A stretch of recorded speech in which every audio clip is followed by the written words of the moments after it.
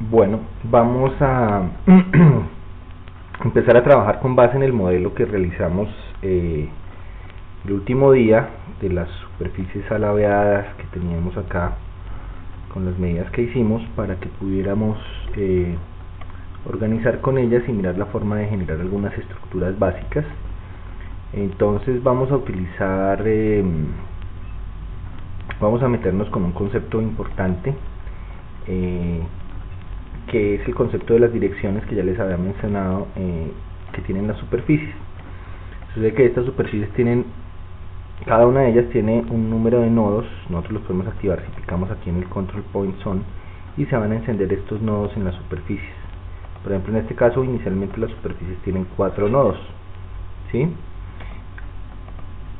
Uno en cada esquina, ¿listo? Vamos a utilizar una función en Rhino que se llama reconstruir. La vamos a encontrar en edición, reconstruir, ¿sí? Rebuild, y voy a tomar por ejemplo la superficie superior. Enter. Me va a salir esta ventana que me va a preguntar a cuántos nodos y con qué degree quiero reconstruir la superficie. Actualmente las superficies tienen 2 nodos en U, 2 nodos en V, y tienen un grado de 1 y de 1 en cada uno de esos ejes.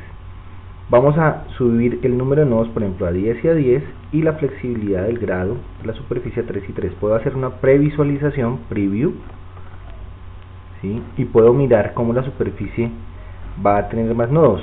Si le digo OK, voy a encontrar que ahora la superficie tiene muchos más nodos de los que tenía originalmente. Antes tenía solamente los 4 de las esquinas, pero ahora tiene nodos intermedios. ¿Listo? Con F11 puedo apagar los nodos, ¿sí?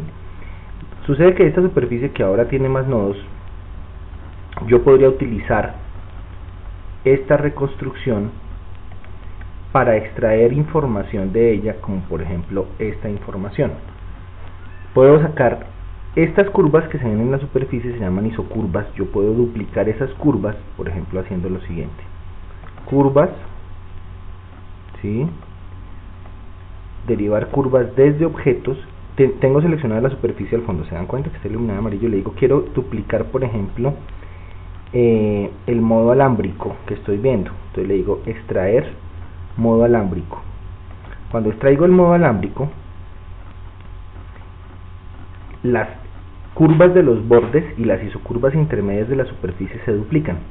De hecho, yo puedo coger ahora y picar aquí la superficie y la puedo ocultar, y si ustedes miran, sucede que ahora esta es la malla alámbrica de esa superficie. Puedo repetir ese proceso con la superficie inferior. Voy aquí a la zona de comandos, a la zona en blanco, hago clic derecho y le digo quiero reconstruir esa superficie. La voy a reconstruir con los mismos parámetros, le doy OK, y de esa nueva superficie de abajo reconstruida voy a volver a extraer el modo alámbrico, o sea que y vuelvo a ocultar la superficie inferior, de tal manera que ahora me quedo con una estructura en malla, ¿sí? Una estructura de una malla compuesta de una serie de líneas, ¿sí? Aquí podríamos hacer muchísimas estructuras. Nada más con este ejemplo pequeño voy a ocultar las dimensiones que tengo acá. Le voy a decir seleccionar todas las dimensiones, ¿sí? Las voy a ocultar, ¿sí? Y por ejemplo voy a borrar aquí este marco que tenemos de referencia, lo voy a ocultar también.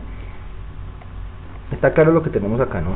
Son las líneas, o sea, son las curvas que tenemos acá. En estas curvas se va a presentar lo siguiente: hay unos puntos finales, pero también hay intersecciones.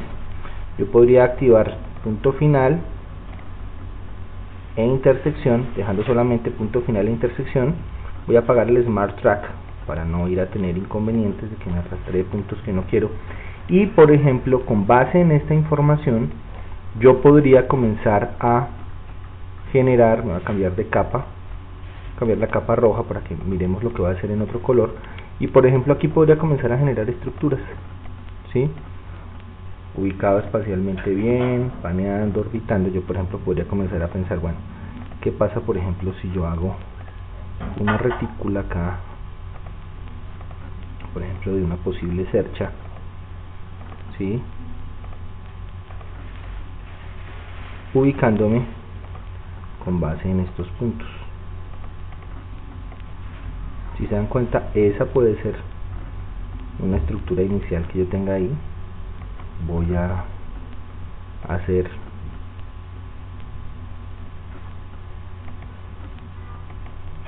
un tejido aquí inverso. Por ejemplo, con esto podría estar generando una estructura, una cercha aparente aquí, por ejemplo, por el área exterior. ¿Sí? Yo que les propondría que con base en esta red ustedes pudieran generar diferentes configuraciones estructurales, ¿sí? No solamente podríamos generar esta, podríamos generar unas, por ejemplo, que fueran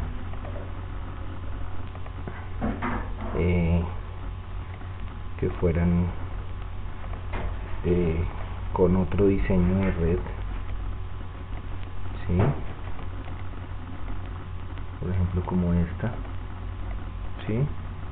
Que si la repito nuevamente y la cruzo, puedo tener una configuración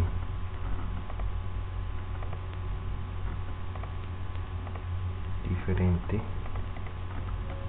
a la que hice al otro lado, ¿sí? Y podría inclusive, obviamente que sería muy interesante, que hiciéramos, por ejemplo, configuraciones espaciales, ¿sí?